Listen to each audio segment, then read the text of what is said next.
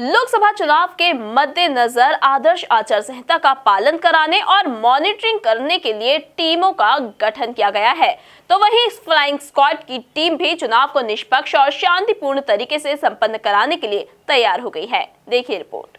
लोकसभा चुनाव को स्वच्छ, निष्पक्ष एवं शांतिपूर्ण तरीके से संपन्न कराने हेतु इंदौर जिला प्रशासन ने स्टैटिक सर्विलांस टीम एवं फ्लाइंग स्क्वाड का गठन किया। जिला निर्वाचन पदाधिकारी द्वारा static surveillance team, flying squad team को निर्देशित किया गया है कि वे मतदान को प्रभावित करने वाली सामग्रियों तथा नगद राशि, शराब, अन्य उपहार, सामूहिक भोज पर पैनी नजर रखेंगे, जिससे किसी प्रकार से चुनाव प्रभावित न हो।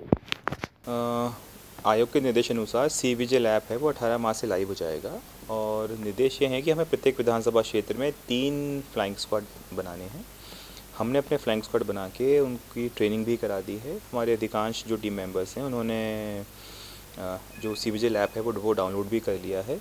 जहाँ तक 100 मिनट की समय सीमा है तो उसमें स्पष्ट निर्देश ये हैं कि 100 मिनट में आपको यथासंभव कंप्लेंट डिसाइड करनी है और यदि कुछ प्रकरण विशेष में इंक्वायरी में समय ज़्यादा लग रहा है तो उसमें 1 या 2 दिन का समय डिपेंड करता है कि जो ग्रेविटी है कंप्लेंट की वो कितनी है।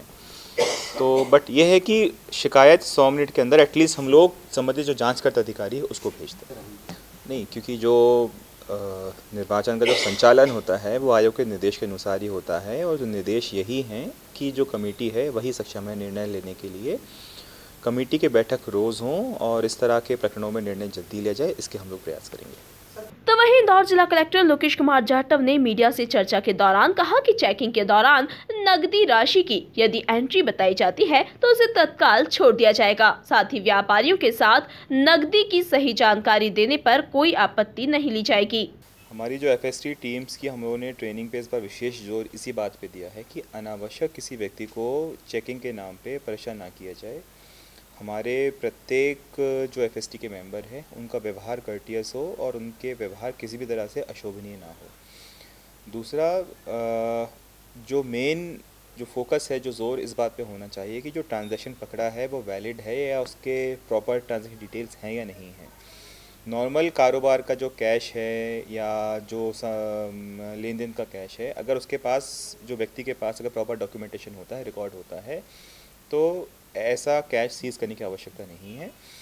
इसके अतिरिक्त यदि कैश सीज़ किया गया है सीमा के बाहर तो और अगर कोई व्यक्ति अपने डॉक्यूमेंट्स दिखा सकता है तो एक ज़िला पंचायत CO की अध्यक्षता में कमेटी बनाई गई है जिसको अधिकतम 3 दिवस में इस तरह के प्रकरणों में निर्णय लेने का अधिकार प्राप्त है। कुल मिलाकर आचार संहिता लागू होने के बाद चुनाव आयोग के दूत फील्ड पर उतर गए हैं।